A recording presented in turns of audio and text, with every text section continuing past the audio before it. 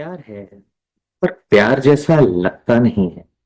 कभी नोटिस किया, सब कुछ ठीक होने के बाद भी खुशी पूरी फील नहीं होती। रिलेशनशिप है, पर वार्मथ मिसिंग लगती है। हो सकता है रीजन शुक्र, वीनस हो, लेकिन वैसे नहीं जैसे आप सोच रहे हो। वीनस क्या कंट्रोल करता? एस्ट्रोलॉजी में वीनस सिर्फ लव का प्लैनेट नहीं होता। वीनस कंट्रोल करता है आपके प्यार की इंटेंसिटी। आप कितना प्यार फील कर पाते हो। शादी में, मैरिज में कंफर्ट और क्लोजनेस का इंडिकेटर होता है वीनस। लाइफ का एंजॉयमेंट फैक्टर भी होता है वीनस। और मोस्ट इंपॉर्टेंटली आपकी इनर हैप्पीनेस का भी एक कारक होता है वीनस, कि अंदर से आप खुश कितना है। वीनस स्ट्रांग है तो लाइफ सॉफ्ट लगती है, लेकिन अगर वीनस वीक हो तो लाइफ चल रही होती है बट फील नहीं हो रही होती है। वीक वीनस या कमजोर शुक्र के हिडन साइंस क्या होते हैं? वीक वीनस का मतलब ये नहीं होता कि ब्रेकअप्स या डिवोर्स है। आई मीन वो एक अलग तरीके से देखा जाता है, पर कुछ साइंस सटल होते हैं। प्यार मिलता है पर सेटिस्फाइड फील नहीं होता। शादी के बाद रोमांस कम हो जाता है। एक दूसरे को अप्रिशिएट करना या अफेक्शन की फीलिंग मिसिंग लगती है। एंड लोगों के बीच रहकर भी लोनलीनेस की फीलिंग आती है। ये कुछ साइंस होते हैं शुक्र कमजोर होने के। और ये साइंस लोग इग्नोर कर देते हैं और फिर बाद में पूछते हैं पता नहीं खुशी क्यों नहीं टिकती मेरी लाइफ में।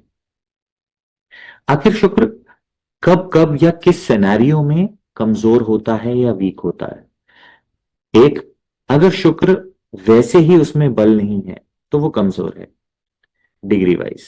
दूसरा, शुक्र अगर कंबस्ट है, अस्त हो रखा है सूर्य के साथ, तो उसके काफी सारी चीजें ऑलरेडी कमजोर पड़ जाती हैं। अगर उसका कोई भी तरह का इंपैक्ट साथ बैठने से या दृष्टि से राहु के साथ, शनि के साथ या केतु के साथ आता है, तो उस केस में भी शुक्र कमजोर होता है।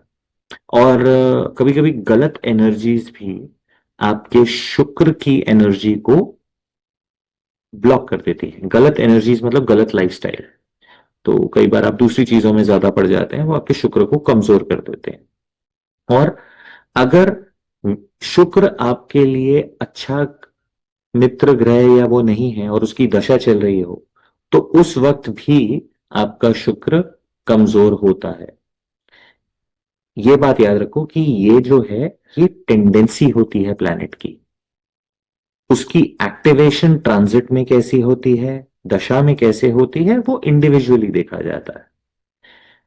मैरिज और रिलेशनशिप्स पे इसका कितना असर होता है? सबसे ज्यादा इफेक्ट मैरिज और रिलेशनशिप में शुक्र ग्रह का ही होता है।